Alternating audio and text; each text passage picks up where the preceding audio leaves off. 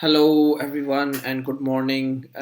Today, our lecture is about anatomy and physiology of pharynx and larynx. Okay, so simply we had covered all the topics which are related to nose. We had done all the things. So today is, you can say, the start of the next section, which is about the anatomy and which is about larynx and pharynx. Uh, as we are studying, otolaryngology. So after that, of course, we are going to start with ear. So to start with this lecture, like what we are going to cover is the anatomy and physiology of all the structures which makes the pharynx and larynx. Of course, like we have to cover the anatomy and physiology of the oral cavity as well as because we are studying otolaryngology. So I'm starting with oral because that is the most easiest part, to start with. Uh, a very important thing, guys, by the way, to tell you the truth, whenever you go to a doctor, and most commonly, for upper respiratory tract infections, they ask you to open your mouth, and this is the thing which they see when they ask you to open the mouth, okay? And they put a tongue depressor and they see inside your mouth. Uh, of course, like most commonly due to you can say when especially they are looking for upper respiratory tract infections. Of course, like they wanted to see your tonsils, they wanted to see the oropharynx. You can see that this is the wall, posterior wall of the oropharynx. Okay, so uh, not so hard, and everything is written over here. You can see what you can see over here is the lips, upper lip and lower lip, and then you can see the mucosa.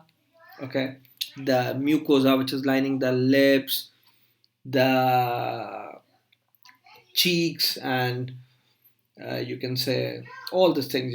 You can see the gums or gingiva, right? So you can see the gums. So whenever we examine anyone's mouth, so of course we can get a lot of information uh, regarding, and of course they can see your oral hygiene, they can see the condition of the tooth. Okay, so now you can see here, this is called as palatine rape, like which is like the midline line. This is the hard palate, and which you can touch if you put your finger inside your mouth. You can touch the hard part, that is called as the hard palate. And behind that there is a soft palate. There is uvula, and then there are tonsils on both sides.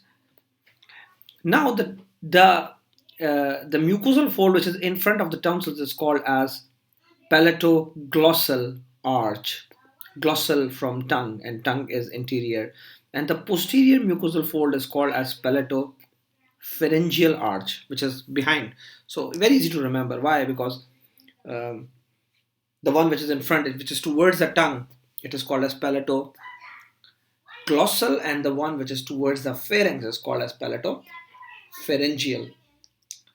What you can say, palatopharyngeal arch. Okay. Then you can see over here, of course, like if when you will see under the tongue, you will found like the opening of sublingual ducts or the glands. This is called as oral vestibule. This is called as frenulum or inferior frenulum. This is called as superior frenulum. Then this one is called as lingua frenulum. Okay, and of course this is the tongue. So these are all the structures which we see. So the tongue is the tongue which we see is like the anterior two-third, which is in the oral cavity, and there is posterior one-third, which is basically in the oropharynx. Okay, so tongue is a long structure, and we can divide the tongue into, this is called as a tip, this is called as the lateral borders. Okay, this is called as the lateral borders, and this is called the tip. Okay, and then there is dorsum, and then there is undersurface. So this is like how we divide the tongue. So now this is also called as the floor of the mouth. Okay, this is also called as the floor of the mouth. You can see here the cross section, sagittal section of the tongue. So this is like how it looks like when they ask you to open your mouth and the see. You can see like this one, hard palate is this one, the bony structure, and this one, which is the soft palate, is basically this part. Okay, so this is like the tonsils, and behind that there is adenoids, and this is like all the tongue. So anterior two-thirds is in the oral cavity, and posterior one-third is in the oropharynx, right? And this is the epiglottis. You can see over here. A part of hyoid bone can be seen, esophagus, and as well as the trachea and the larynx. So larynx, or simply the voice box. Okay. So again, there will be a lot of discussion you will see over here in this slide. You can say, whereas like I explain, of course, everything quickly, but of course, like this is the detail of all the structures. Okay, we'll come on this one. Basically, they are showing the uvula muscle. Okay, how the things are placed. Okay, so like what are palatoglossal and palatopharyngeal arches. I just want to show you, and in between there is tonsils. Okay, so you can see over here there is a triangular tonsillar fossa or tonsillar sinus, which lies on each side of the oropharynx and which is between the palatopharyngeal and palatoglossal arches, and of course they contain the palatine tonsils. Okay, so now the important things to talk about here is lymphatic drainage of oral cavity is again very simple. The lips, the lower lips are drained into submental and submandibular nodes, okay, which are over here and here, okay, submental and submandibular nodes. And of course, like the upper lips are drained into preauricular, which are before the ears, parotid and submandibular nodes, and buccal mucosa, as well as upper and lower alveolar ridges, they all drain into submental and submandibular lymph nodes. Okay, now simply hard palate, which is above, so they directly go to cervical lymph nodes. Okay, and all the structures which are attached to the mandible, either it's tongue, either it's alveolar ridges, either it's lower lip, they drain into simply submental and submandibular lymph nodes. Okay, even like tongue drains into submental lymph nodes. Now the important thing over here, like you can see the vascular supply, okay, which is supplied by ascending palatine branch of the facial artery, as well as the innervation you can see over here. General sensation from most of the soft palate is carried by branches of lesser palatine nerve, and from the posterior part of the palate by pharyngeal branches of the glossopharyngeal nerve. I will explain you it in a very nice way, very easy way. Like here they are showing you, this is the lesser palatine and this is the greater palatine. Remember guys, all like I think like this thing, I talk about this thing before as well. Like pharynx is supplied by the 10th cranial nerve, right? Except just one muscle, that is stylopharyngeus, and I told you stylopharyngeus, it is stylus. So to have some style, you have to apply some gloss. So remember, glossopharyngeal is the one which supply glossopharyngeal, what you can say, the stylopharyngeus. Okay, glossopharyngeal nerve is the one which supply the stylopharyngeus muscle. Now, the important things, is the tonsillar anatomy. Why? Because tonsils is very, very, very important part. And well, I will explain the tonsils when I will ask about I will talk about the pharynx. Okay. So let's start with the pharyngeal anatomy, guys. Okay. Here they are showing different colors. This is the nasal cavity. This is the oral cavity I was talking about. The part of the pharynx which is behind the nose, or where the nose opens, is called as nasopharynx. The part of the pharynx which is behind the oral cavity is called as oropharynx. And the part of pharynx which is below that is called as hypopharynx. And hypopharynx, in front of hypopharynx, basically there is larynx. And larynx open into trachea, whereas hypopharynx continue into esophagus. And there is a structure over here called as epiglottis, which closes whenever the person swallows. Okay, again, this is like the real photograph of a cadaver. And you can see over here, like where they lie, it is opposite to C3 to C6 vertebra. So, pharynx is a fibromuscular tube, simply you can say. It's a fibromuscular tube, okay? And the total length is around 12 to 14 centimeter, which extend from the base of the skull all the way down. Or you can say to the cricoid cartilage. I will tell you what is cricoid cartilage. And what are the coverage? Simply, there is mucous membrane, the most inward thing, and then there is muscular coat, and then there is fascia or buccopharyngeal fascia. So,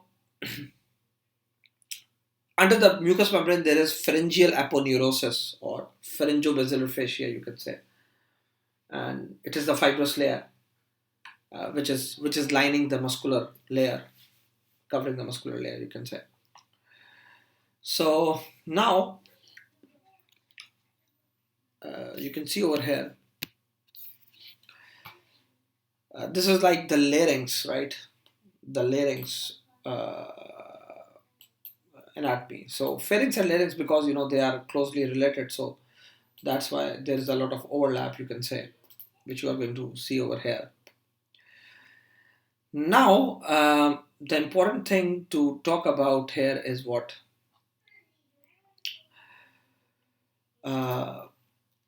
The larynx have the most complicated anatomy, you can say. Okay. So what is the position of the larynx? You can say it is in front of hypopharynx. Pharynx is just a tube, fibromuscular tube, right? In front of that, there is larynx, which we generally, in simple language, we call it as voice box. So, if you will see the larynx, it lies in front of third and sixth, as I showed you before, cervical vertebra. Okay, and if you will hold your Adam's apple, which is a structure in front of her neck, and in general language we call it as Adam's apple, and you swallow, what you will find that it is going to move up and down. Okay, and you can hold your Adam's apple and you can move it side to side as well, and what you will hear is called as some gritting sounds, like this. Okay, I'm applying it, I'm doing it with myself. So you can hold your larynx and you can move it side by side simply, and you will hear some crepitus, that is called as laryngeal crepitus. This sound is called as what? Laryngeal crepitus. Okay, now you can see the cartilages. Larynx have 3 unpaired and 3 paired cartilages. One unpaired cartilage is thyroid cartilage. One impaired cartilage is cricoid cartilage, which is below the thyroid cartilage, and this membrane is also called as cricothyroid membrane. which is connecting the cricoid with the thyroid cartilage. And then there is epiglottis, this one. This is the front, this one back. Okay. So there are three unpaired cartilages: cricoid, thyroid, and epiglottis. And then there are three paired cartilages. They are present in pairs. What are there? Arytenoid, cuneiform, and corniculate. Okay. This is the corniculate, two in number. Okay. These are the cricoid cartilage. This one is arytenoid cartilage. Okay. This one. Now, thyroid cartilage is the largest one. Okay. And this thyroid cartilage, they make an angle of 90 degree over here in males and an angle of 120 degree in females. And that's the reason, guys, in males Adam's apple is visible, because the angle is 90 degree, it's V shape. But in females it's like this shape, 120 degree angle is there. So what's behind this? Vocal cords. Okay, our vocal cords are attached to the middle of thyroid angle, you can say. Okay, so this is the important thing. This membrane is called as cricothyroid membrane. I will tell you a procedure called as cricothyrotomy, in which like we can cut this membrane. I will talk about that thing later. So this is thyroid cartilage. This is cricoid cartilage. Remember, guys, cricoid cartilage is the only cartilage which is a complete ring. You can see from the back, all these cartilages are not full rings. Cricoid cartilage is the only one which is a complete ring. Okay. And then there's epiglottis, of course. Epiglottis is single, it is in the middle, and this is the one when you swallow, this cartilage closes the inlet of larynx, and that's the reason whatever you are eating doesn't go into your airways, rather it goes into your what? Esophagus. Okay. So now this cartilage is attached. See, this is the hyoid bone. Okay, the anterior and this is from the posterior. So it is attached to the body of hyoid bone by hypoepiglottic ligament. No need to remember these things. Like, I'm just, of course, explaining you the anatomy in the start. So this one is attached to the hyoid bone, simply, you can say. Okay. So there is a condition called as epiglottitis. Maybe you guys have done this thing in internal medicine, respiratory system, or pediatrics. Or in pediatrics, like epiglottitis, like inflammation of the epiglottis, in which epiglottis get inflamed, and when it get inflamed, what can happen is, like, simply it can block, or it can get swollen, and sometimes the airways can get compromised. When the airways get compromised, of course, it's hard to breathe for these patients. So it's a medical emergency. Okay, like, this is a applied clinical anatomy, you can say, of this structure. Arytenoid cartilages, guys, these are paired. They are pyramidal in shape, as you can see. Okay, and what is the function of this cartilage? Because, you know, many of the laryngeal muscles are basically attached to this cartilage. Okay, and it is supporting corniculate cartilage, this one. And it is called as corniculate because, you know, it is corn-like, horn and corn-like. Okay, Santorini, if you don't remember it, that's fine, you know. And this one, there is cuneiform cartilage as well, not shown over here, but later on I will show you. Okay, so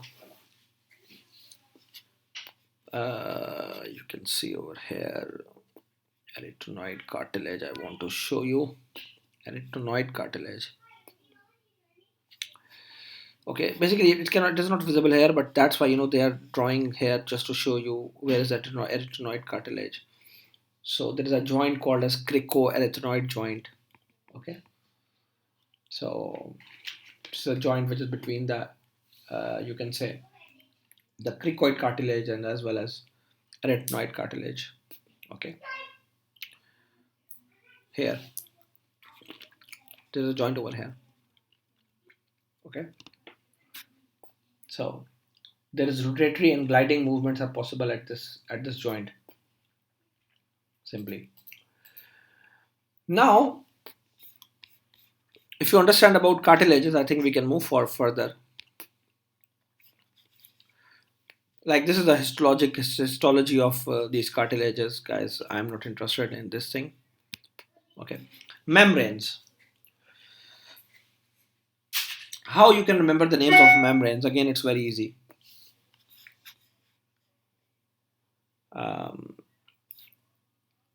Okay. There is one called as thyrohyoid membrane. See, simply it is the membrane which is between what? Between the hyoid bone and thyroid cartilage. Okay, so it is called as what? Thyrohyoid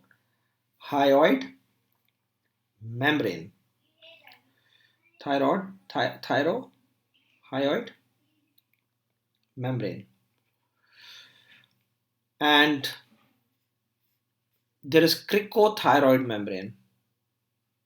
What is this one? The one which is between the cricoid cartilage and thyroid cartilage. Okay, this is called as what? Cricothyroid membrane. Now, there is also cricotracheal membrane. Okay, which basically connect the cricoid cartilage with the tracheal cartilage. This membrane is called as what? Cricotracheal membrane. So these three membranes are called as what? One is thyrohyoid. Okay. One is cricothyroid. One is thyrohyoid. One is cricotracheal. And one is hypoepiglottic. These are also called as extrinsic membranes. Okay. And then there are intrinsic membranes which are called as cricovocal, which is between the cricoid and connecting the vocal cords. And then there is one more quadrangular membrane, but that is like deep inside. It's not shown over here. And like there are many other ligaments, which are there. This is the cartilages. Okay. Okay, so extrinsic membranes are thyrohyoid membrane, cricothyroid membrane, and cricotracheal membrane. And intrinsic membranes are the cricovocal membrane, which forms the vocal ligament. Quadrangular membrane forms the vestibular ligament. You can see over here.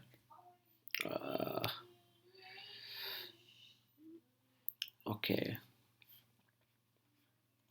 that one, like you can open an atlas and you can find these structures over there for sure. Okay. Now you can say this is the vocal cords and this is the muscles of vocal cords, vocal folds, you can say. And I will come on this thing later. What is the difference between pediatric larynx and adult larynx? Simply, subglottis is the narrowest part, number one, and they have more loose submucosal tissue which swell up easily.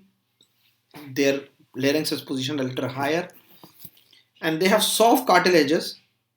What is the importance of this soft cartilages? Simply, guys, when the cartilages are soft, so simply they can collapse. Okay, they can collapse. So this is like the main difference between the adult larynx as well as the pediatric larynx. Okay, so now if we will talk about the muscles, okay, yes, before going to the muscles again, this is a drawing of the larynx. These are the vocal folds, and like these are the cartilages, thyroid cartilage, and these are the cartilages they are drawing. Okay, just to show you. So uh, the upper part is called as supraglottis, the middle part is called as glottis, and the lower part is called as subglottis. Okay, so these three things are called as, like, simply supraglottis, glottis, and subglottis. Now, what is the importance of this thing is simply, uh,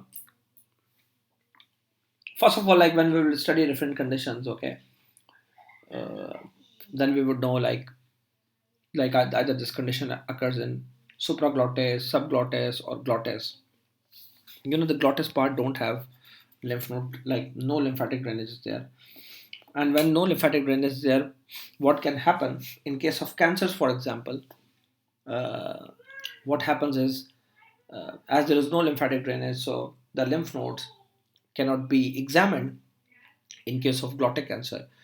And most of the cancers of glottis, they present with hoarseness because we cannot see any lymph node enlargement in that, and that's why sometimes we cannot catch them at early stages. Okay, again, this is one of the, you can say, applied anatomy, anatomy for like this thing. Okay, so yeah, if we will talk about the muscles, okay, guys, basically, um, I will talk about the muscles, and I will not go into much detail because, uh, again, because our target is to, for sure, study the clinical ENT, right? But just to give you an overview, you can say, like, there are two type of muscles in larynx. One is called as the extrinsic muscles, and one is called as the intrinsic muscles. Okay, so extrinsic muscles are simply those muscles which connect the larynx to the neighboring structures. Okay, so for example, uh, this is the larynx, right? So all the muscles which are connecting this structure with all the joining structures are called as extrinsic structures, extrinsic muscles. And then there is a lot of muscles which are basically inside the larynx. Okay, inside the larynx.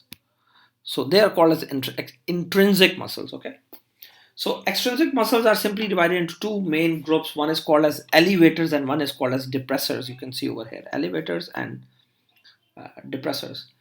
So, and again, elevators are divided into primary elevators and secondary elevators. Like, primary elevators, like, they act directly uh, because they are attached to the thyroid cartilage. Okay, so what are they? They are stylopharyngeus and solfengopharyngeus. Solfengio means what? It is connected with the eustachian tube. Palatopharyngeus, pharyngeus means what? It is connecting larynx with palate. Then there is secondary elevators because they act indirectly. Okay, because they are attached to the hyoid bone, and hyoid bone, if you know, hyoid bone is the bone in the body which don't have connection with any other bone. Okay, so you can say hyoid bone is simply uh, sus- suspended. Hyoid bone is simply suspended by the help of muscles. Okay, so uh, that's the reason. You can see, like, all the muscles names start same, like mylohyoid and stylohyoid and genohyoid, and you can see, like, all these muscles are named on this thing. Okay, so uh, now uh, the important thing here is what to understand is, yes, and there is depressors also called as sternohyoid and sternothyroid and omohyoid. Okay, all this one, they depress the larynx, and these elevate the larynx. And then there is what you can say the intrinsic muscles. Okay, which are inside the thyroid, sorry, larynx. Okay, and again, intrinsic muscles can again be divided into two main groups. One are those who are acting on the vocal cord, and the other are those who are acting on the laryngeal inlet, or simply they are controlling what? They are controlling the epiglottis. Okay, so intrinsic muscles are extrinsic muscles. They can be divided into what? Elevators and depressors. Elevators can be primary muscles, can be secondary muscles, and secondary muscles are those basically which are connecting larynx to the hyoid bone. Okay, uh, like of course, like these things are more important from an anatomical point of view. We will be studying clinical ENT, but of course, like we will not discuss much about these things. But if you have atlas, you can see the photographs. You know how these muscles are placed, just to get an idea. So now the muscles which are acting on the vocal cord, they can be the muscles which are abducting the vocal cord or adducting the vocal cord, or uh, tensing the vocal cords or relaxing the vocal cord. Okay, so uh, tensing means of course like when you are going to pull them, they become lengthy and they become tense. When they are relieved, so they become short and they become relaxed. So you can see posterior cricoarytenoid and lateral cricoarytenoid, as well as transverse arytenoid and all these things, or thyroarytenoid, or all these things, right? You can see over here. Whereas you can see like the one which are acting on the laryngeal inlet, these are what you can say, either they will be closing the laryngeal inlet by moving the epiglottis, or either they are openers. So openers are thyroepiglottic muscles and interarytenoid. So simply like these muscles, either they will be opening epiglottis or they will be closing epiglottis. Okay, so now so we had done what you can say, um, the muscles and the cartilages and what you can say, uh, the main structure or gross anatomy. So now you know the cavity of the larynx, simply as I told you, that one thing is called as inlet of larynx, of course, which is controlled by what? Epiglottis. Then there is vestibule. Simply, vestibule is the part which starts from the laryngeal inlet to the vestibular folds. And then there is called something called as ventricle or sinus of larynx. Okay, and I could show you over here. These are the vestibular folds. So this is the vestibule I'm talking about. Okay, it starts, see, epiglottis, this is the inlet, then vestibule. Okay, and it extends up to what? Up to the vestibular folds, and then there is ventricle. Okay, so, or it's also called a sinus of what you can say, larynx. So now this is I'm talking about, this is sinus of larynx. Of course, like it's a small space which is in between the ventricular folds and the vocal cord. Okay, this is the vocal cord. So this is called a sinus of larynx, right? So then there is subglottic space. Okay, it starts from the vocal cords, okay, to the lower border of cricoid cartilage, and then there is vestibular folds. You can see over here. Okay, this one is also called as false vocal cords. Okay, and then there is what you can say, this is like the true vocal cords, and then there is glottis. Okay, simply this is the structure of the what you can say larynx. Now, of course, like you can see over here, these are the muscles of the vocal cords. Okay, vocalis is the main muscle, which is the muscular layer, and then rest are the coverings.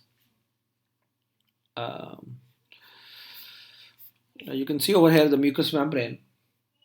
It is lined by what you can say the ciliated columnar type, and vocal cords are uh, covered by stratified squamous epithelium. So this one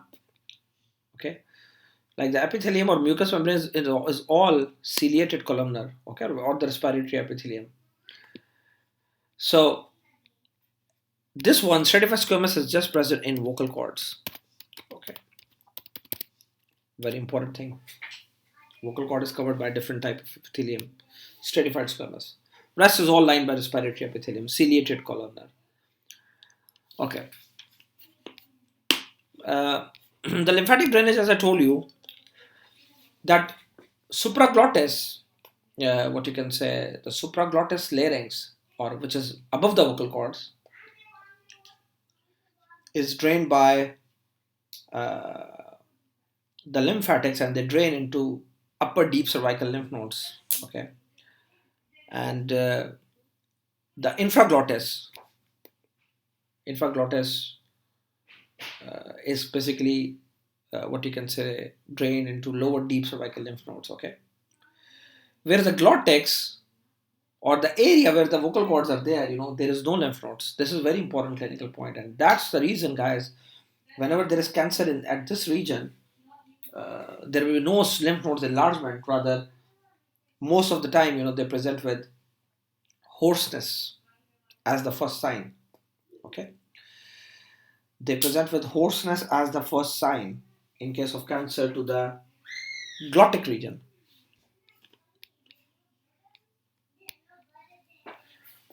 Nerve supply, again, uh, uh, it is supplied by superior laryngeal nerve and recurrent laryngeal nerve. Okay, and this is the nerve supply which is supplying the sensations, and as well as they are the one which are innervating the vocal cords. Okay, and again, one of the applied anatomy is what, like some of the you can say cancers, especially surgeries, for example, the surgery around the thyroid. What happens is, like, the vocal cord can get damaged. Okay, and when the vocal cord can get damaged, simply they can lead to what you can say, uh, when the recurrent laryngeal nerve get damaged, they can lead to hoarseness or the paralysis of the vocal cord. Okay, so this is the nerve supply, and then there is what you can say the blood supply. Arterial supply is done by laryngeal branch of superior and inferior thyroid artery, and venous drainages by the superior thyroid vein and inferior thyroid vein to the internal jugular vein and innominate vein, respectively. Okay, so a little what you can say complicated type of anatomy and physiology, of course, so not physiology, rather just anatomy of larynx, because of its complex structure and because of its too much extrinsic as well as intrinsic muscles, and also uh, it is a cartilaginous fibromuscular structure. So there is muscles, there is cartilages, there is fibers. So all these things, right, are there. Uh, Here are some of the muscles they are showing: posterior cricoarytenoid, and there is lateral cricoarytenoid, and then there is transverse intra-arytenoid, there is cricothyroid, and there is oblique inter-arytenoid. Okay, different type of muscles are there. So now, uh, what is the function of larynx? Simply, like one of the function is phonation. Okay, like there is something called as hypophonia if someone lost the larynx, and nowadays there is artificial larynx as well, or vibrators, which they can put on their, like someone who had cancer of larynx and they had removed the larynx, so then they have to give them some artificial sound producer, you can say. We will discuss that thing when we will discuss laryngeal carcinoma. So phonation is a very important function which is done by larynx. Okay, phonation. um, right.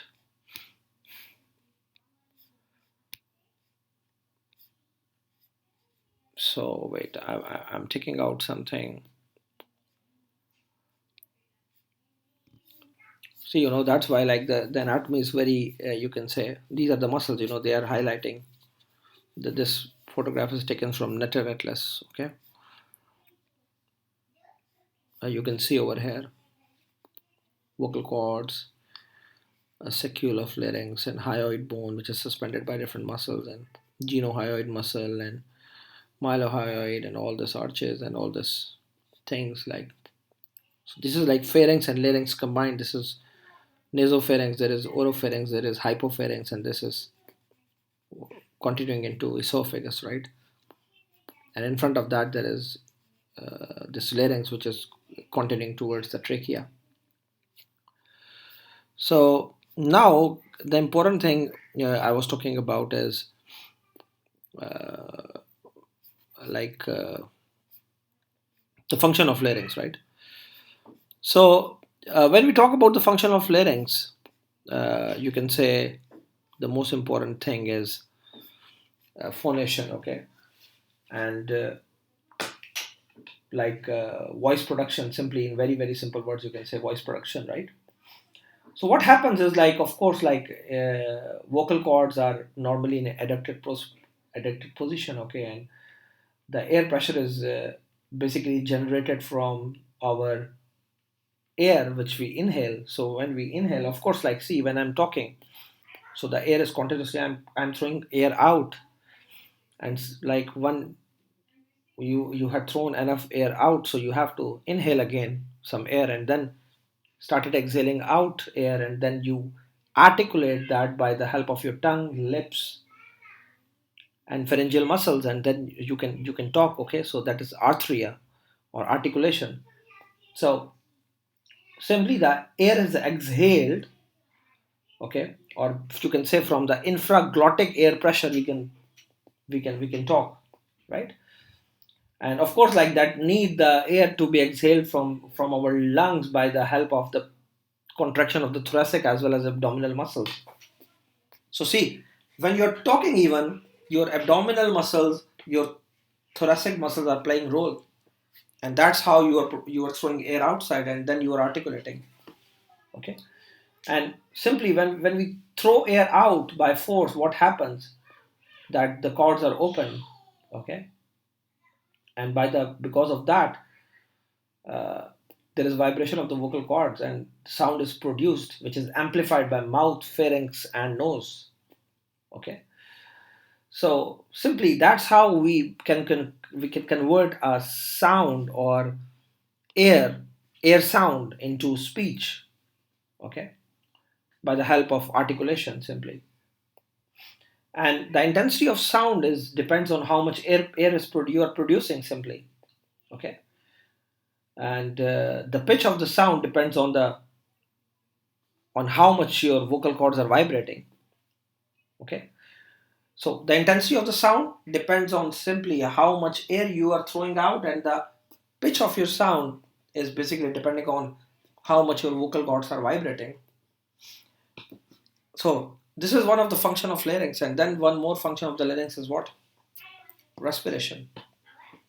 Of course, larynx is the one from which the air is passing and going into your lungs, okay? So simply it's a transit structure from which the air is passing.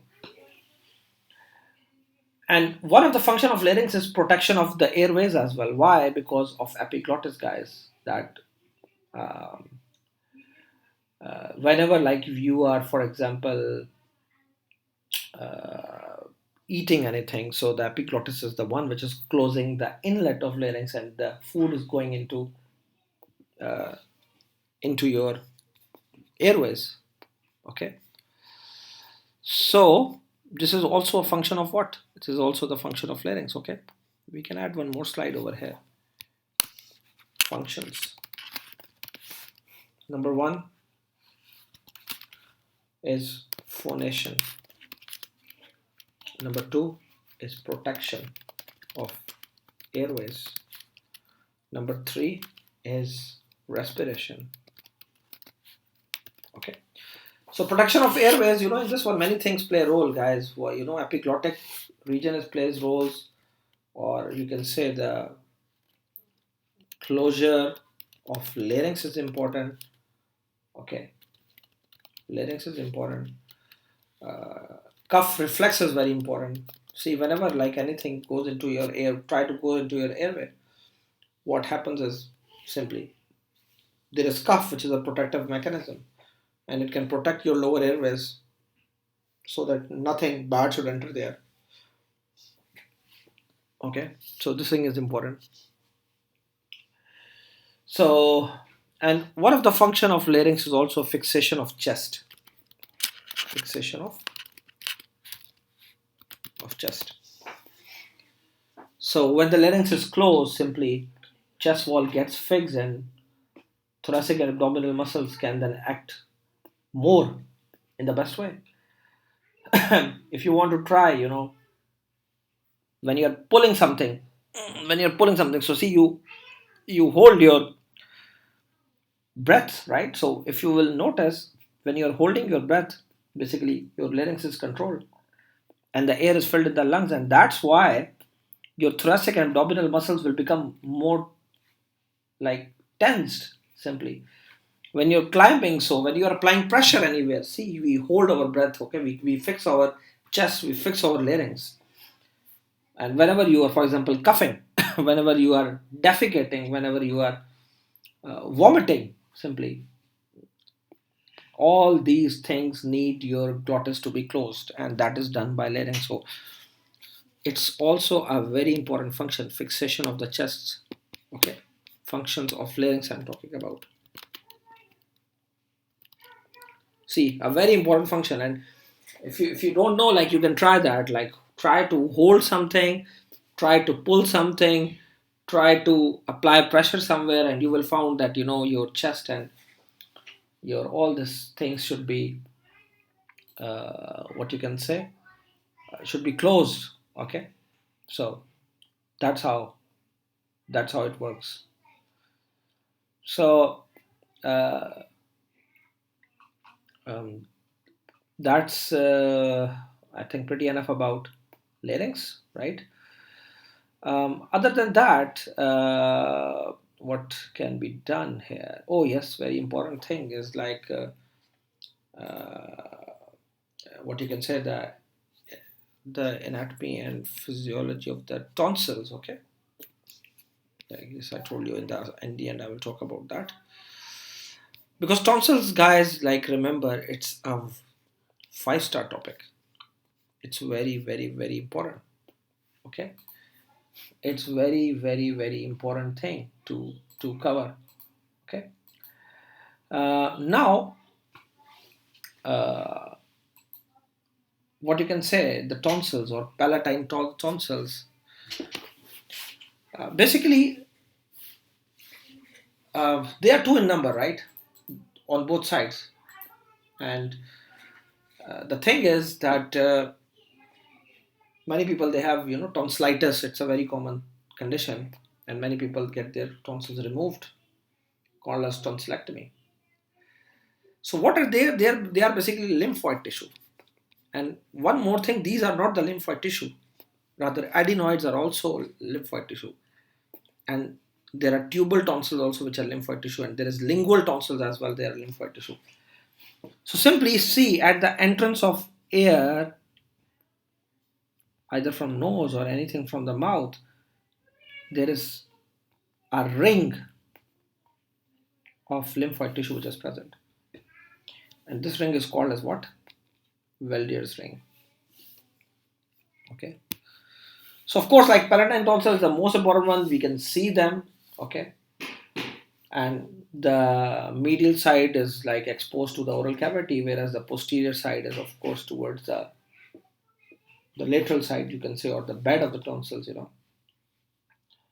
They are attached with, or towards the mucosal layer of the pharynx. Okay. The tonsils which we can see when we open the mouth is basically smaller one, but actually they are bigger. Okay, because they are covered by the arches I show you in the start, right? So they have like two surfaces, a medial surface and the lateral surface. They have two poles, the upper pole and lower pole. Okay, like I'm talking about just palatine tonsils. There is tubal tonsil also, the small one. Okay, and when you will see the tonsils, by the way,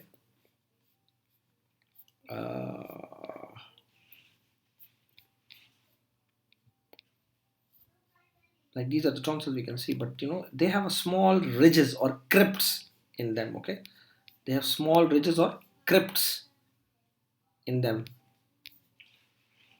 The diagram is not so good. Okay, so they have small crypts in them. Okay, and there are 12 to 14 15 crypts, okay, in the tonsils, and one is the bigger one, which is called as crypta magna. Okay, just called as crypta magna. The lateral surface, which is here, which is hidden, it have a capsule around that, a fibrous capsule. So basically you can say that this is a tonsil, right? And there is a fibrous capsule over here. So there is a space, which is the space, you can say, which is in between the what you can say, the capsule and the bed of the tonsils. Okay, there is a loose space over here made up of areolar or fat tissue. Okay, so that's why tonsillectomy is easy. We can remove the tonsils easily from here. Okay, so and also pus can also collect here in the space, which is also called as peritonsillar abscess. So upper part of pole of the tonsil is towards the upward or towards the soft palate, and the lower pole is downwards or towards you can say towards like towards the pharynx, right? So now the structures which are making the bed of the tonsil is very important as well. Why? Because okay, you can see over here, see, they are showing the welded ring over here. Okay, these are the palatine tonsils, and then there is tubal tonsils, there is lingual tonsils, and there is adenoids. Okay, so this is the inner ring, this is the opening of the mouth and the nose, and then they are connected with lymph nodes, submandibular lymph nodes, submental lymph nodes, retropharyngeal lymph nodes, and jugular. So this is called as welded lymphatic ring. Anyhow, our discussion is right now going towards more, what you can say, the tonsils oriented, right? Okay, now the one of the important thing is what the bed of the tonsil is formed by the superior constrictor and stylopglossus muscles, and uh, like the important thing is what I like lateral to them is basically the other structures like facial artery and submandibular salivary glands, okay, or digastric muscle. The blood supply of the tonsils is very important. You can see like this photograph is not so clear, but the important thing to show is what tonsils have a very like high blood supply, okay, which is done by tonsillar branch of facial artery, which is the main artery. Okay, this is the main artery, guys. This is the main artery. Okay, this is the most important in the main artery. There is ascending pharyngeal artery, which is coming from the external carotid. There is lesser palatine artery, which is coming from the descending palatine artery. There is ascending palatine artery, which is again coming from the facial artery, and there is dorsal lingual artery, which is coming from the lingual artery. This photograph is not so clear. I will make it small just to make it more clearer, but simply this photograph is not good one. And the venous blood, from the venous drainage from the tonsils basically go into the paratonsillar veins, which are around the tonsils, which are drained into facial vein. And the lymphatic drainage from the tonsils, as I show you in that picture. Basically, the lymphatics, they pass through the superior constrictor muscles and they drain into the upper deep cervical lymph nodes. Okay, the name is, you can say, the jugulogastric lymph nodes. Okay, which are present at the angle of mandible. If you can touch your angle of mandible, they are present over here. The nerve supply is done by lesser palatine branches of cranial nerve 5 or trigeminal, okay, or spinopalatine ganglion, you can say, which, like, by that one it is done.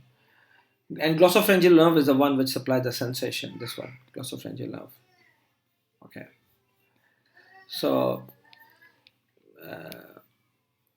these are the adenoids, which are behind the nose. And sometimes when we remove the tonsils, they also remove the adenoids. So collectively, it is called as adenoidal tonsillectomy or tonsillar adenoidectomy. And tubal tonsils, I'll show you, like, there are 4 main small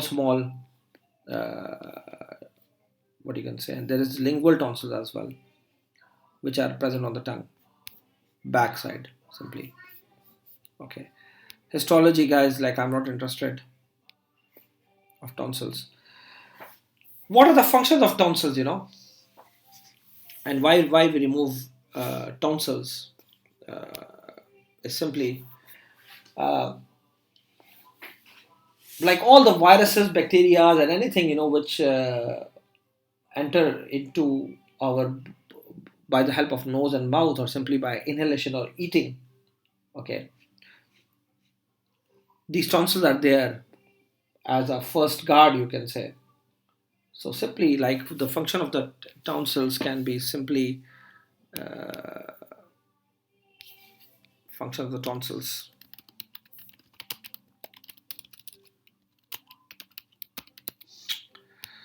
They provide immunity. Okay, or you can say local immunity, by the way, more specific. So they provide local immunity, tonsils and adenoids and this tubal tonsils and all this one. Okay, they have something called as M cells. They have something called as M cells in that, not shown over here, which are basically antigen processing cells. Okay, and simply like, whenever any bacteria and viruses, they enter, like, many of them, they can be they can be taken by this tonsils. Okay, and what you can say, that's why, one of the reason, like, tonsils get infected too much, and that's one of the reason when the tonsils are becoming infected too much, so they can be removed. Okay, so this is one of the function. And one of the function is, they are doing surveillance all the time. Okay, they are doing surveillance.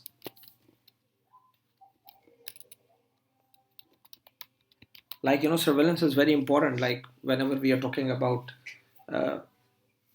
simply when we are fighting against some crimes, surveillance is very important. Any intruder or anyone who is coming from outside, so the tonsils can do that surveillance and simply activate the body response. Okay, so simply, whenever anything enters into our body, the tonsils can judge them, and there are B cells. B cells are there, you can say, in the tonsils. A lot of B cells are there, and simply they started proliferating, and they started entering into the bloodstream. Okay, and then they started activating the body defense mechanism. Okay, memory cells and macrophages and all this one. So, and of course, like, then the antibodies will be produced, and that intruder can be fired, can be like, eliminated from the body. So one of the thing, I want to tell you about tonsils, they are very active at younger age. Okay, tonsils are very active at younger age. Tonsils, or simply you can say, tonsils are most active at 4 to 10 years of age. And that's the reason, guys, at this age group you will find most of the babies or children, they are going tonsillectomy. Because after this age, like they started involuting, involution started, okay, especially after puberty, okay. So very commonly we found tonsillectomy in this age group because their tonsils can become enlarged, because that's the time they are most active, and that's the time they become inflamed too much, that's the time they become enlarged too much, and that's the time the babies, the children, they get disturbed from this tonsils too much, and we we remove the tonsils or adenoids at young age, okay. So when we'll study tonsillectomy, we are going to discuss more about that, okay. So that's all about the applied anatomy and physiology of tongue, like you can say that the laryngeology part of otolaryngology, okay, like the larynx, pharynx, and the tonsils and the oral cavity, okay. Thank you so much, guys.